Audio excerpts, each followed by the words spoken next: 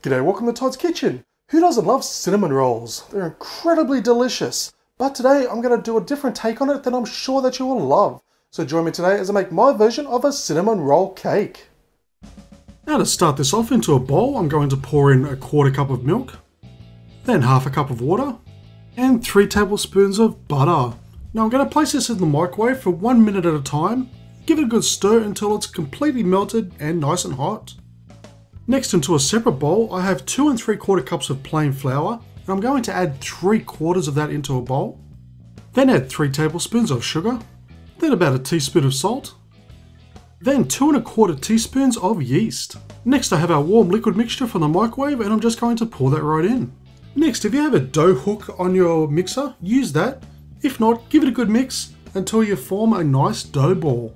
Now once it's mixed, we're going to add in 1 egg, and we're going to mix that through. And now with the remaining flour, we're going to add a little bit at a time, just until you get to that point where it pulls away from the side and it's no longer sticky. Just don't overflour it. Okay, so at this point, if you don't have a stand mixer, you're going to need it, and you're going to need it for about 5 minutes.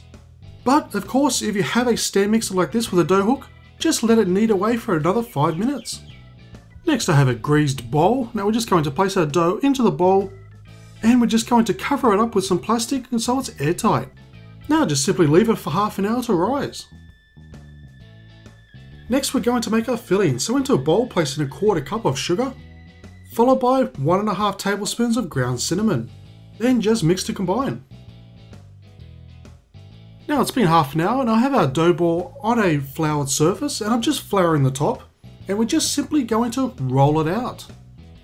Now we're going to roll it out until it's roughly 40 centimeters long by about, say, 30 centimeters. So a nice rectangle, or roughly 15 by 12 inches. Next, using some softened butter, we're going to butter our dough, and then simply sprinkle our cinnamon mixture on top. Next, using a knife or a pizza cutter, we're going to cut up some even sized strips. Now you want them about, say, 3 to 4 centimeters or about 1 to 2 inches in width.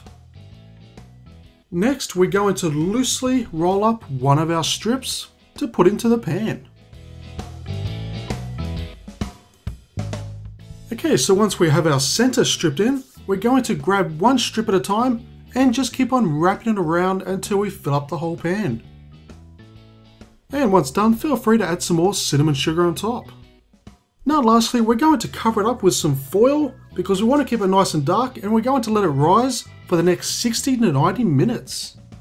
Okay, so it's been about an hour and a half and it has risen perfectly.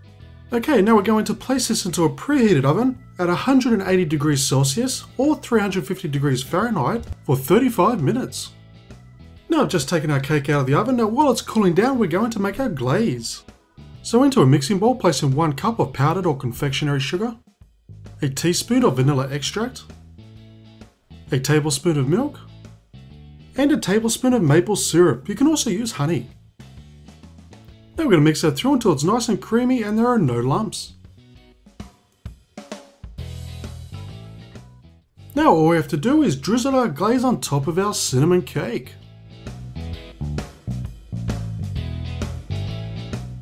And there we have a lovely cinnamon roll cake.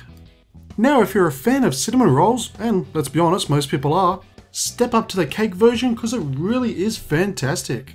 So have some friends over and tell them that you're going to have a cinnamon roll as a treat. When you bring this out, I guarantee they will be surprised because they will not expect it. Because everyone loves cinnamon rolls, but everyone also loves cake. When you put them together, it's going to taste simply delish. Now if you do make this, please do me a massive favour and put a photo up on my Facebook page. The link is down below. So thank you for watching this episode of Todd's Kitchen. As always, I'll leave a list of ingredients down below, as well as links to my Facebook, Twitter, Instagram and Home Handy Hints channel. And please do me a massive favour by giving this video a thumbs up, leave a comment and subscribe. And I'll see you next time for another delicious recipe.